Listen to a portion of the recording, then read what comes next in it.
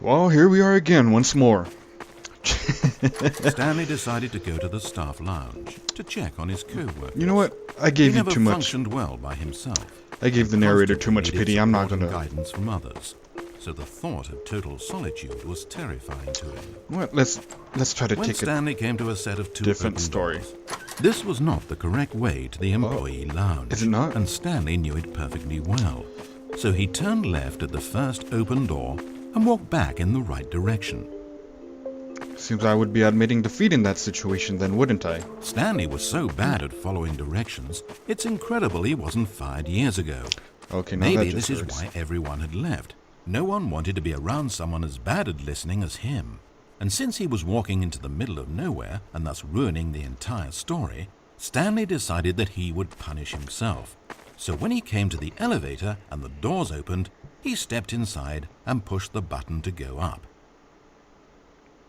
I'm interested. Let's see. Stanley decided to punish himself. What does that mean?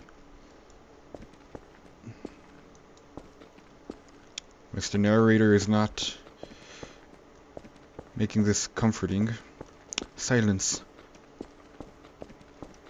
As always, sound you hear before you die. Before your imminent demise. I don't know what I'm talking about. Where are we going now? I'm not liking this.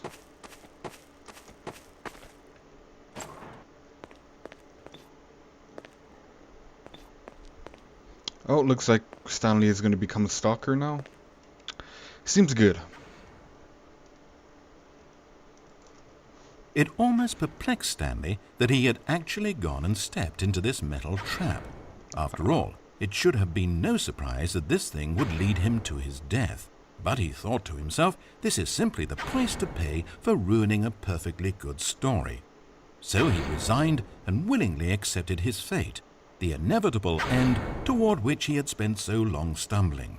Farewell, Stanley. He's been living a life not worth living. It is time for him to end. Oh! Farewell, Stanley, cried the narrator as he sent his subject down the conveyor belt and into the enormous metal jaws. In a single visceral instant, Stanley was obliterated as the machine crushed every bone in his body, killing him instantly. Doesn't seem too instant. Oh! Yeah, it doesn't seem too instant. Looks like we got ourselves a better narrator now. One that isn't an asshole. It's a shame, then, that for all his work, it was such a meaningless victory for the narrator. Did he really think he would accomplish anything by murdering this disposable vessel?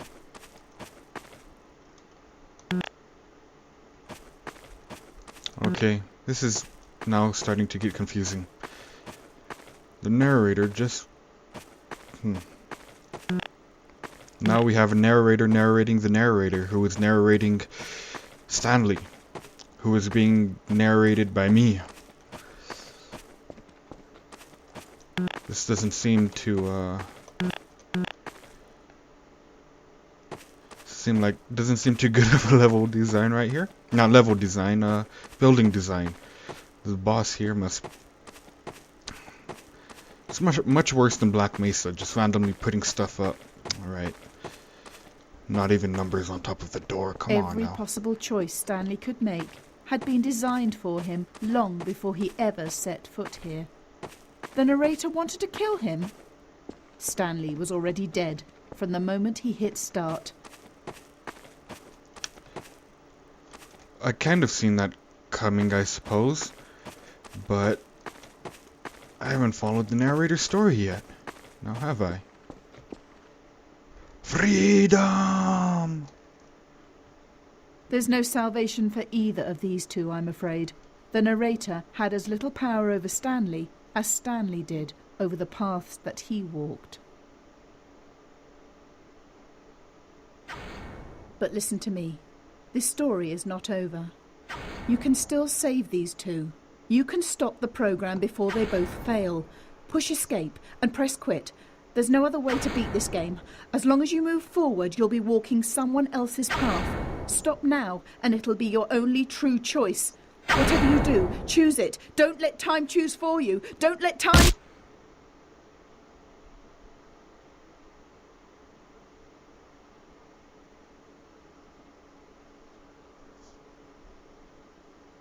Well, it looks like we won.